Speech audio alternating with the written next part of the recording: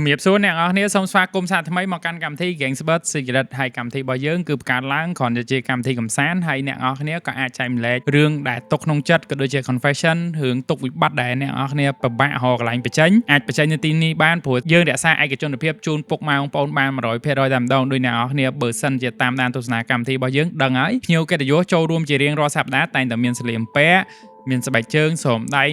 ស្រោមមុខក៏ដូចជាមួកហើយអ្វីដែលជាពិសេសគឺយើងដូរសំឡេងទៀតអញ្ចឹងអ្នកទាំងអស់គ្នាអត់ហានិភ័យទេថាខ្លាចគេស្គាល់អត្តសញ្ញាណអីអត់បាក់ទេគឺយើងរក្សាធានាជូនហ្មងរក្សាឯកជនភាពជូនពុកម៉ែបងប្អូន 100% តែម្ដងហើយថ្ងៃហ្នឹងក៏យើងមានភ្ញៀវកិត្តិយសដូចរាល់ដងដែរអញ្ចឹងពីខ្ញុំទៅខ្ញុំអត់ដែរឲ្យអ្នកនរគ្នាជួយ share ទេប៉ុន្តែលើកនេះជួយ share ជួយបញ្ចេញមតិយោបល់ហងក្រៃលោថាមានបងប្អូនខ្លះគាត់ជួបរឿងបែបហ្នឹងដែរប៉ុន្តែអត់មានវិធីដោះស្រាយក៏ដូចជាអត់បាននិយាយទៅវាជាប់គាំងនៅក្នុងចិត្តអញ្ចឹងបងប្អូនដែលមានដំណោះស្រាយអាចបញ្ចេញមតិយោបល់ខាងក្រោមមែនជំរាបសួរបងជំរាបសួរបាទជំរាបសួរបងបាទចាំយូរឯបងឯនេះអត់អីហងអត់អីទេណាបាទអាចដឹងអាយុបងម៉ែនទេបងអាយុខ្ញុំ38បាទបងខ្ញុំច្រើនដែរហើយបងអ្នកនៅក្នុងទីក្រុងភ្នំពេញឬក៏នៅតាមបណ្ដាខេត្តឥឡូវយើងនៅចិត្តពេញវិញហើយនៅចិត្តពេញនេះដែរបងជាអ្នករកស៊ីឬក៏ធ្វើការដែរបងអ្នករកស៊ីបាទហើយថ្ងៃនេះបងចង់ចែកម្លែកអីជាមួយកម្មវិធីដែរបងសម្រាប់ខ្ញុំដោយសារតែនៅក្នុងចិត្តរបស់ខ្ញុំវាមានរឿងមួយដែលតឹងទ្រូងហើយក៏បាក់ក្នុងការវាប្រឡាក់បែងចែកមែនតើណាពាក់ព័ន្ធនឹងនៅពេលដែលជីវិតខ្ញុំរកស៊ីជោគជ័យបែរជាត្រូវបញ្ហាបងប្អូនបង្កើតឃ្លាតឆ្ងាយពីគ្នាបងប្អូនបងម៉ាអ្នកបងប្អូនខ្ញុំមានតែខ្ញុំហើយបងប្រុសខ្ញុំបងកូនពៅនិយាយរួមទៅ2នាក់ហ្មងបងកូនបងខ្ញុំប្អូនបាទបងកូនពៅបញ្ហាហ្នឹងចាប់ឡើងពេលណាមកដែរបងសម្រាប់បញ្ហានេះវាចាប់ដើមពីពេលខ្ញុំចាប់ដើមរកស៊ីដោយថាយើងចាប់ដើមជោគជ័យទៅចឹងណាប៉ុន្តែបើយើងពេលនៅតូចនៅអីដូចថានៅផ្ទះនៅអីការនៅជួបជុំមួយម៉ែឪយើងនៅស្រុកកាលហ្នឹងដូចថាយើងនៅក្មេងៗមានតែខ្ញុំហើយគាត់ទេបងប្អូនបកើតបាទដល់ពេលយើងចាប់ដើមចេញរកស៊ីចាប់ដើមអីទៅយើងចាប់ដើមជោគជ័យចាប់ដើមដូចថាវ័យយើងក៏ធំទៅគាត់ដូចជាចាប់ដើមរៀងឆ្ងាយពីយើងគាត់លែងស្និទ្ធមួយយើងដូចមុនអញ្ចឹងណាដូចបងមានបានធ្វើអីខុសចំពោះគាត់អីទេដឹងអត់ដែរមានអីខុសផងនិយាយរួមទៅត្រឡប់យើងដូចថាដូចតែមុនបើយើងនិយាយកាលនៅក្មេងយើងមានពេលទៅណាទៅណីមួយគាត់តែ2នាក់បងប្អូនស្និទ្ធហ្មងនិយាយទៅញ៉ាំអីមួយម៉ាត់ក៏2នាក់ដែរមិនថាពេលខ្លះទៅត្រូវម៉ែពុកអីក៏ជេរអីគឺដូចថាយើងដាក់លេងដាក់អីមួយគ្នាបងប្អូនអញ្ចឹងណាជាបងប្អូនហងជាមិត្តភក្តិផងបានថាស្និទ្ធវាក្នុងន័យអញ្ចឹងណាព្រោះយើងមាន2នាក់បាទតែឥឡូវវាឆ្ងាយដូចគាត់លែងសូវគេហៅថាគាត់ដូចមិនដឹងថាគាត់គិតមិនមួយយើងគាត់ឆ្ងាយពីយើងអត់សូវខ្វល់ពីយើងហ្មងអញ្ចឹងបងមានអារម្មណ៍ថាឆ្ងាយជាមួយនឹងបងប្អូនប្រុសបងតាំងពីបងចាប់ដើមរកស៊ីមកហើយទៅបាទចាប់ដើមយើងរកស៊ីដបងអត់ទេតទៅពេលយើងចាប់ដើមឥឡូវហ្នឹងគឺជោគជ័យហើយយើងមានទាំងអស់មានឡានមានផ្ទះមានអីដូចគាត់ចាប់ដើមទៅជាអញ្ចឹងវិញណាចុះចំពោះជីវភាពគាត់មិនដែរគាត់អាចថាគម្លាតឆ្ងាយពីយើងអញ្ចឹងណាបងយើងឆ្ងាយដែរបាទគាត់នៅក្នុងពេញឬតាមនៅផ្ទះនៅស្រុកបងគាត់នៅស្រុកហើយពេលខ្លះទៅពេលដែលយើងធម្មតាយើងរកស៊ីចឹងយើងបាននន់ឆ្លៀតទៅម្ដងចឹងណាដល់ពេលទៅដល់ផ្ទះទៅដល់អីមានអារម្មណ៍ថាវាលើសពីអ្នកដតីទៀតបើសិនជាអ្នកដតីយើងឃើញគ្នាក៏រៀងរាក់ទាក់អញញឹមអីមួយគ្នាត្រូវទេបងតែនេះយើងទៅចឹងគាត់ដូចថាឃើញយើងចឹងក៏ធ្វើដូចមិនឃើញដូចអីចឹងណានិយាយមួយម៉ាត់អីចឹងទៅហើយថ្ងៃខ្លះទៅឃើញគាត់ម៉ូតូគាត់នឹងគាត់បដើចេញទៅដូចអត់ចង់ឃើញយើងហ្មងដូចអត់ដូចកាលមុនបងប្អូនបើថាទោះមានតកង់មួយក៏ជិះមួយគ្នាកើតដែរអញ្ចឹងណាបាទឥឡូវឃើញយើងជិះឡានចូលទៅដល់ផ្លុកអញ្ចឹងគាត់មើលទៅម៉ូតូគាត់អូសម៉ូតូចេញទៅអង្គុយទៅយើងទិញអីទៅហូបមួយម៉ែពុកអីចឹងទៅគាត់មួយម៉ាត់និយាយមួយម៉ាត់អញ្ចឹងណាមាននិយាយទៅយើងទទួលបានអារម្មណ៍ថាឆ្ងាយបាទឆ្ងាយហើយឆ្ងាយខ្លាំងហ្មងតែអាចមកពីសាច់ថ្លៃអីទៅដឹងបើមានគ្រួសារនៅមានប៉ុន្តែវាជាអត់ដែរមានបញ្ហាអីទេគាត់ក៏មានគ្រួសារគាត់ដែរដូចគ្នាគាត់ថាគាត់នៅជុំគ្នានៅស្រុកអញ្ចឹងណាតែបងមានដែរបានបើកចិត្តទៅនិយាយមួយគាត់ថាមិនបានឆ្ងាយមួយខ្ញុំអីចឹងបើនិយាយពីរឿងនិយាយវិញមិនត្រឹមតែនិយាយរឿងហ្នឹងឯងយើងសួរគាត់ថាចង់ឲ្យយើងជួយអីអត់ព្រោះធម្មតាបងប្អូនគ្នាមែនទេបងត្រូវការលុយឬអីយើងនិយាយត្រង់ចឹងខ្វះខាតលុយអីបងចេះចុះគាត់ទៅជាមានអារម្មណ៍ថាយើងនឹងអួតគាត់វិញ ថាយើងនឹងរស់ស៊ីជោគជ័យអីទៅចង់មើងងាយគាត់ជាបងយើងមិនដឹងថានេះយើងគិតខ្លួនឯងឬក៏មិនទេណាតែអារម្មណ៍យើងគឺឃើញអញ្ចឹងហ្មងទទួលបានចឹងបាទឃើញទទួលបានថាគាត់ធ្វើអញ្ចឹងដាក់យើងហើយយើងសួរគ្រប់រឿងដល់ពេលរឿងដែលខ្ញុំចាប់អារម្មណ៍ខ្លាំងបំផុតមានថ្ងៃមួយហ្នឹងវាចៃដន្យទៅអ្នកភូមិអ្នកអីធម្មតាដូចគាត់ឃើញយើងទៅគាត់ចេះនិយាយលេងចេះអីចឹងណាបាទគាត់ទៅសើយើងថាអូទៅគេរស់ស៊ីជោគជ័យនិយាយចុះនិយាយឡើងគាត់ទៅសើគាត់ទៅប្រៀបធៀបមួយបងប្រុសខ្ញុំគាត់ខ្ញុំក៏លើឃើញគាត់តម្លាក់ទឹកមុខយកហ្មងហើយអាថ្ងៃដែលគាត់តម្លាក់ទឹកមុខហ្នឹងមិនត្រឹមតែគាត់អត់និយាយមួយយើងទេប៉ាម៉ាក់អីនៅស្រុកអីពេលថាម៉ែពុកនៅស្រុកអីជុំកាអាថ្ងៃហ្នឹងថ្ងៃដែលមានបញ្ហាហ្នឹងគឺនិយាយមួយគាត់ទៅគាត់សឹងតែមិននិយាយរកម៉ែពុកទៀតអត់និយាយគាត់មើលមកដូចអន់ចិត្តណាវាក្នុងន័យថាវាអាចចឹងដែរតែខ្ញុំឆ្ងល់ថាខ្ញុំប្អូនគាត់នឹងហេតុអីគាត់ត្រូវអន់ចិត្តចឹងណាជិះបងមានដែរយកសាច់រឿងហ្នឹងទៅប្រាប់ពុកម្ដាយបងអត់ម៉ែពុកធម្មតាយើងអត់ហ៊ាននិយាយខ្ញុំអត់ហ៊ាននិយាយខ្លាចថានិយាយទៅវាធ្វើឲ្យប៉ះពាល់អារម្មណ៍ពួកគាត់ចឹងពេលយើងទៅយើងខំធ្វើដូចធម្មតាចឹងណាមួយគាត់មួយម៉ែមួយពុកអីខំធ្វើលេងធម្មតាប៉ុន្តែបើសម្រាប់បងប្រុសខ្ញុំគាត់ឲ្យអារម្មណ៍មកគឺអញ្ចឹងតែម៉ែពុកក៏គាត់ដឹងដែរមិនយើងប្រាប់គាត់ដឹងពេកទេតែបើខ្ញុំគិតថាបើបងឯងបើកចិត្តទៅនិយាយមួយពុកម្ដាយបងហើយពុកម្ដាយបងទៅនិយាយមួយគាត់ប្រហែលវាច្បាស់លាស់ជាងខ្ញុំខ្លាចថាខ្ញុំខ្លាចថាបើយើងយករឿងនឹងទៅនិយាយខ្លាចគាត់តែយើងគិតថាយើងអាក្រក់ទៅប្រាប់ថាយើងនឹងមានអារម្មណ៍ថាបងចេះបងចុះចឹងណាតែខ្ញុំជឿថាម៉ែឪពុកគាត់ដឹងក៏គាត់អាចនឹងនិយាយអីខ្លះដែរខ្លះមិនដឹងថាគាត់ស្ដាប់អីចឹងហើយតែខ្លះគាត់ក៏ខ្លាចដូចខ្ញុំចឹងថា hello គាត់និយាយទៅរត់ទៅថែមក៏មិនដឹងព្រោះខ្ញុំក៏ធ្លាប់និយាយមួយគាត់ផ្ទាល់ដែរសួរឥឡូវបងឯងមានអីហើយយើងធ្លាប់សួរត្រង់ហ្មងថាមិនមករយៈហ្នឹងបងឯងចេះតែដូចអត់យើងចង់និយាយថាអត់ដូចពីនៅក្មេងណាឆ្ងាយគ្នាម៉េះចឹងទៅបាទនិយាយលេងមួយគាត់និយាយតែគាត់មួយម៉ាត់ហើយចុះបងឯងខ្វះលុយខ្វះអីចាយខ្វះត្រូវការយកលុយទៅអីគាត់ឆ្លើយមកថាគាត់មានសមត្ថភាពអីគាត់ចង់និយាយគាត់ប៉ុណ្ណេះគាត់ចេះធ្វើអីខ្លួនឯងបានអត់ត្រូវការជំនួយពីយើងទេបាទគាត់មិនមែនប្រើពាក្យអត់ត្រូវការគាត់ថាគាត់មានសមត្ថភាពចិញ្ចឹមខ្លួនឯងចិញ្ចឹមពូនកូនគាត់រស់ខ្ញុំគិតថាប្រហែលជាមានរឿងចំណុចទូចជាច្រើនដែលបងឯងបានចាប់អារម្មណ៍បងឯងសាកទៅចាប់អារម្មណ៍រឿងទូចមកវិញមើលអាចមានហេតុការណ៍ណាខ្លះដែលធ្វើឲ្យគាត់ចាប់ផ្ដើមសំចិត្តអត់សុបាយចិត្តដូចជាការអ្នកចិត្តខាងប្រៀបធៀបបងឯងមួយគាត់ឡើងមុនអញ្ចឹងបាទតែមានហេតុការណ៍ណាទៀតទេបើគិតទៅរឿងសង្ឃថាជាមួយគាត់ខ្ញុំហើយគាត់ខ្ញុំនៅតែគោរពគាត់និយាយរួមទៅធ្វើដូចតែក្មេងមិនចឹងវាថាយើងបងប្អូនយើងនៅតែអញ្ចឹងណាប៉ុន្តែវាគ្រាន់តែចេះបន្តិចដោយសារតែធម្មតាយើងការងារនៅផ្ទះអីភាគច្រើនមានការអីខ្ញុំអ្នកឲ្យយោបល់របៀបថាឥឡូវម៉ែពុកគាត់ចង់ធ្វើអីមួយចង់កែកុនផ្ទះឬក៏ធ្វើបុណ្យទានអីចឹងណាដោយសារ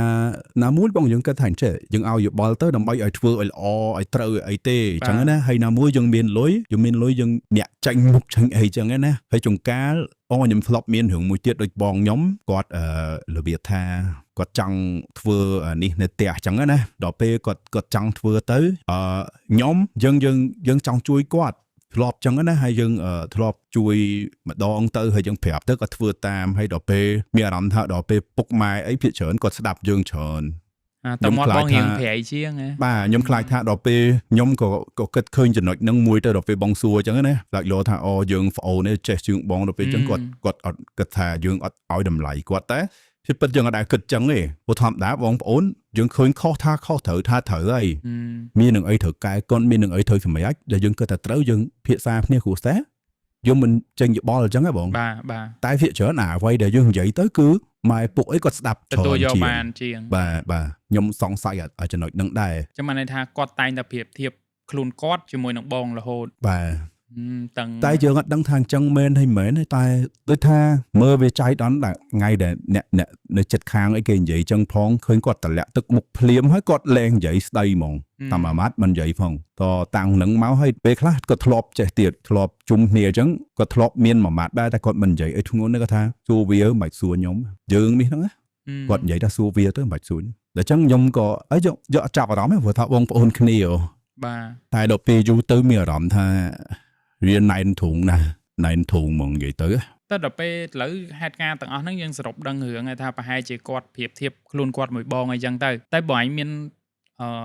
កលឹះអីទៅដោះស្រាយមួយគាត់ដើម្បីផ្សះផ្សាតំណែងបងប្អូនហ្នឹងអត់បើខ្ញុំគិតថាវាពិបាកចេះយើងនៅតែ ធម្មតាមួយគាត់ទេប៉ុន្តែគាត់អ្នកនេះចឹងណាចឹងបានខ្ញុំយកមកនិយាយហ្នឹងឃើញលោមានវិធីណាដែលថាយើងដឹងទៅយើងស្រួលកាយដែរមិនដឹងធ្វើមិនទៀតបើធម្មតានៅក្នុងផ្ទះយើងតែចង់ឲ្យល្អមានអីយើងតែនេះហើយយើងត្រាប់យើងអីចឹងហ៎បងហើយបើអ្នកដតីទៅយើងចេះតែឲ្យបើយើងឃើញឥឡូវបើយើងឃើញរឿងនឹងមិនល្អយើងមិនស្រាប់មិនអត់កាយហ្នឹងហើយត្រូវឯងបងប្អូនយើងហើយបើឃើញគាត់អត់លុយយើងមិនចង់ជួយគាត់ព្រមតែឃើញគាត់អត់លុយយើងចង់ជួយវាទៅជាខុសវាដល់ពេលចឹងយើងអត់ដឹងគិតមិនដែរចឹងវានៅជាប់កាំងក្នុងធុងហ្នឹងទៅនៅក្នុងហ្នឹងហើយអានិយាយក៏ធ្លាប់និយាយហើយទៀតសួរគាត់ក៏ធ្លាប់សួរហើយទៀតលោកបងឯងខ្វះខាតអីស្រាប់ខ្ញុំអីចឹងធម្មតាយើងធ្លាប់បងប្អូនគ្នាវិទូចទៅណាទៅតែមួយគ្នាព្រោះយើងមាន2នាក់ហ្នឹងហើយខ្ញុំវិទូចខ្ញុំអត់មានមិត្តភក្តិទេអត់មានមិត្តភក្តិទេដើរតែមួយបងខ្ញុំហ្នឹងហើយអញ្ចឹងនេះដោយសារខ្ញុំអត់មានបទពិសោធន៍នឹងដែរខ្ញុំអត់ហ៊ានទៅផ្ដល់ជាយោបល់ទេអញ្ចឹងមានតែពឹងទស្សនិកជនរបស់យើងជួយផ្ដល់ជាមតិយោបល់ហងខៃឡូខមមិនប្រាប់មកថាខៃឡូមានជំរើសណាមួយអាចជួយជុំឆែងបងបានទៅដោះស្រាយសាផ្សាទៅអ្នកតំណងមួយហ្នឹងបើខ្ញុំក៏មានរឿងខ្ញុំដែរតែពីចាស់ពីបងខ្ញុំក៏គាត់មិនជាធូធាគាត់មកជុំឯងទោះខ្ញុំរីកចម្រើនមិនក៏ដោយក៏បងខ្ញុំនៅតែពីក្រោយខ្ញុំដូចខ្ញុំធ្វើក្រុមហ៊ុនថ្មីអញ្ចឹងបងខ្ញុំគាត់មកជុំឆែងខ្ញុំអីចឹងអត់ខុសពីបងខ្ញុំចង់បានអញ្ចឹងខ្ញុំចង់និយាយប្រាប់គាត់ថាចេះថាទោះខ្ញុំហ្វាជាអ្នកមានឥឡូវយើងធូធាក៏វាមិនណាស់ដែរតែថ្ងៃមុខឧទាហរណ៍ថាយើងទៅមានអីលុះហ្នឹងខ្ញុំចង់និយាយថាខ្ញុំនៅតែប្អូនគាត់មកជីវិតអញ្ចឹងណាបាទនៅតែប្អូនគាត់ហើយទោះថ្ងៃក្រោយទៅមិនក៏ដោយក៏ខ្ញុំនៅតែប្អូនគាត់នៅតែប្អូនគាត់ក្មេងពីក្មេងមកមិនគឺនៅតែអញ្ចឹងដូចដើមអញ្ចឹងណាអត់មានលុយអត់មានផ្ទះអត់មានឡានអីមកដូចថារបៀបថាប្រែចិត្តយើងបាននេះព្រោះយើងអត់រំពឹងអារបស់ហាងក្រៅមកប៉ះពាល់អ្នកនងគ្រួសារទេបាទអត់ទេព្រោះថាឈាមជ័រយើងគឺមានតែយើងបងប្អូនយើងហើយចុះថ្ងៃមុខទៅអត់ពីម៉ែពុកទៅគឺយើងមាន2នាក់បងប្អូនហ្នឹងបាទត្រូវហើយលុយក៏អត់អាចមកទិញបានដែរខ្ញុំនិយាយចឹងហ្មងអត់អាចមកទិញបងប្អូនបានខ្ញុំអត់អាចទៅទិញបងប្រុសមួយទៀតបានអត់ទេខ្ញុំចង់ប្រាប់គាត់ថាអញ្ចឹងចុះឥឡូវបើសិនជាបងអាចមានឱកាសនិយាយទល់មុខគាត់ឲ្យគាត់បើកចិត្តស្ដាប់បងនឹងនិយាយពីអីទៅកាន់គាត់បើសិនជាខ្ញុំអាចនិយាយទៅគាត់ប៉ុន្តែគាត់អត់ខឹងណាហើយគាត់ទទួលយកខ្ញុំនឹងនិយាយថាខ្ញុំនៅតែជាកូនក្មេងទូចមួយជាមួយគាត់នៅតែជាប្អូនដែលធ្លាប់ជីកកគាត់នៅតែប្អូនធ្លាប់គាត់អ៊ីវដើរលេងនៅតែប្អូនធ្លាប់គាត់បចុកកក្របអញ្ចឹងណារហូតតថ្ងៃងាប់ចង់និយាយចឹងហ្មងបាទហើយទោះគាត់មិនក៏ដោយគឺគាត់នៅតែជាគេហៅថា hero សម្រាប់ខ្ញុំជានិច្ចជា role model មួយបងប្រុសល្អបាទចង់ឲ្យដូចពីមុនវិញអញ្ចឹងហើយបើសិនជាអាចខ្ញុំសុខចិត្តថាខ្ញុំសុខចិត្តអត់មានអ្វីទាំងអស់ហ្នឹងឲ្យគាត់ស្រឡាញ់ខ្ញុំដូចមុនវិញអញ្ចឹងណាបងត្រូវការភាពកក់ក្ដៅពីបងប្រុសយីបាទអូខេអ្នកនរគ្នាខ្ញុំពិតជាត្រូវការអ្នកនរគ្នាជួយបច្ចេកមតិយោបល់មែនតើដោយសារលក្ខខណ្ឌរបស់បងប្រុសខ្ញុំអត់មាន idea ដែរចឹងមានតែពឹងលើទូនិកជនជួយបច្ចេកមតិយោបល់ខាងក្រោមដើម្បីមានបងប្អូនយើងច្រើនទៀតប្រហែលជាអាចជួបលក្ខខណ្ឌដូចបងដែរចុះបងមានអីបន្ថែមទៀតដោយសារតាមស្ដាប់បងទៅរបៀបអត់តន់និយាយអត់តន់អស់ពាក្យដែលបងចង់និយាយបើសម្រាប់ខ្ញុំចង់ថាបងខ្ញុំបើបានមើលវីដេអូគាត់ដឹងហើយថាអ្នកណាព្រោះសាច់រឿងនេះគាត់ដឹងហើយចឹងណាអ្វីដែលខ្ញុំបាននិយាយឲ្យគាត់អាចនឹងដឹងថាខ្ញុំជាអ្នកគេហើយសម្រាប់តែគាត់មួយចឹងខ្ញុំលើកដៃសុំទោសបើសិនជាខ្ញុំធ្លាប់ធ្វើអីខុសទៅកាន់បងប្រុសហើយខ្ញុំចង់ប្រាប់បងថាខ្ញុំអត់ដែលគិតថាបងខ្ញុំមានជាងបងឬក៏បងជាមនុស្សម្នាក់ដែលអត់ទេសម្រាប់ខ្ញុំបងរបស់ខ្ញុំគឺជាបងរបស់ខ្ញុំមួយជីវិតសម្រាប់ខ្ញុំទោះមិនក៏ខ្ញុំនៅតែគោរពបងខ្ញុំមួយជីវិតហើយបើខ្ញុំមានអីខុសបងអាចមកវាយខ្ញុំដោយការនៅពីក្មេងក៏បានដែរប្រាប់ខ្ញុំត្រង់មកឬក៏ប្រាប់ម៉ែប្រាប់ពុកឲ្យខ្ញុំកែធ្វើម៉េចក៏បានដែរខ្ញុំចង់និយាយថាខ្ញុំនៅតែនិយាយដែរថាទ្រព្យសម្បត្តិខ្ញុំលុយដែលខ្ញុំរកមានបានទាំងប្រមាណអត់ស្មើនឹងមួយចំណិតបងខ្ញុំទេខ្ញុំគ្រាន់ចង់បានក្តីស្រឡាញ់ដូចពីមុនខ្ញុំចង់ប្រាប់បងថាចេះពេលយើងទៅនៅផ្ទះជុំគ្នាពេលខ្ញុំទៅលេងបនលេងផ្ទះលេងអីចង់ឲ្យបងនៅជុំមួយប្អូនខ្ញុំអត់ចង់មានតែម៉ែពុកអត់មានបងមកចូលរួមហើយចូលរួមឲ្យដូចគ្រួសារយើងពីមុនកាលនៅពីទូចហើយយើងធ្លាប់អង្គុយមើលទៅទូជុំគ្នាបាយជុំគ្នាអញ្ចឹង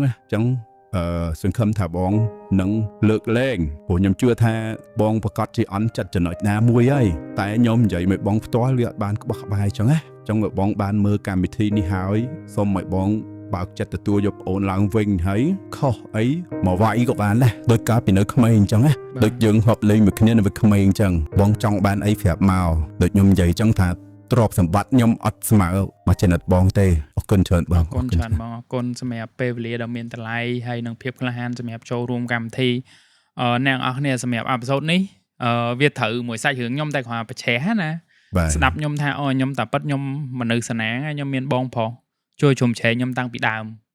ពេលនៅក្មេងយើងធ្វើខុសខ្ញុំបងវាយ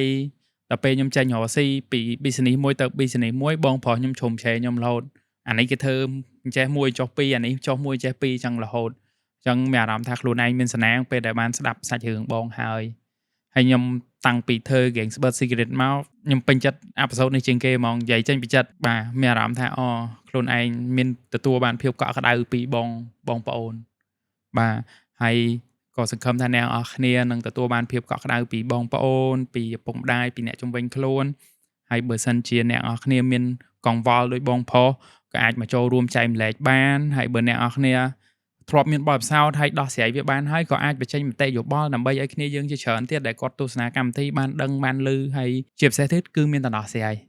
បាទក៏ដូចជាបងផ្ទាល់អាចមើលក្នុង comment បានគេលោកមានបងប្អូនយើងខ្លះគាត់ជួបបទពិសោធន៍បែបហ្នឹងហើយគាត់ដោះស្រាយបានហើយបាទហើយពីកម្មវិធី Gangster Secret ក៏យើងបានរក្សាឯកជនភាពដល់ពុកម៉ែបងប្អូនជូន 100% តែម្ដងដោយអ្នកនរគ្នាបានឃើញអញ្ចឹងមានសលៀមពាក់មានបែកជើងមានម៉ាស់មុខមានមួកមានស្រោមដៃហើយអ្វីដែលពិសេសយើងដូរទាំងសម្លេងទៀតបាទហើយមានតែម្ចាស់សាច់រឿងហ្នឹងឯងដែលដឹងថានិយាយទៅកាន់ណាគេហើយមានតែអ្នកស្ដាប់ម្នាក់ហ្នឹងទេដែលគាត់បានយល់តំណើតំណងនៃសាច់រឿងបងត្រូវឯងបងមានបងប្រុសបងឯងស្ដាប់ដឹងថាគឺជាបងដែលកំពុងនិយាយបាទអរគុណច្រើនបងហើយពីកម្មវិធី Gangster Secret លើកទឹកចិត្តឲ្យអ្នកនរគ្នាបញ្ចេញមតិយោបល់ខាងក្រោមហើយមួយទៀតគឺ share អ្នកមួយ Thank you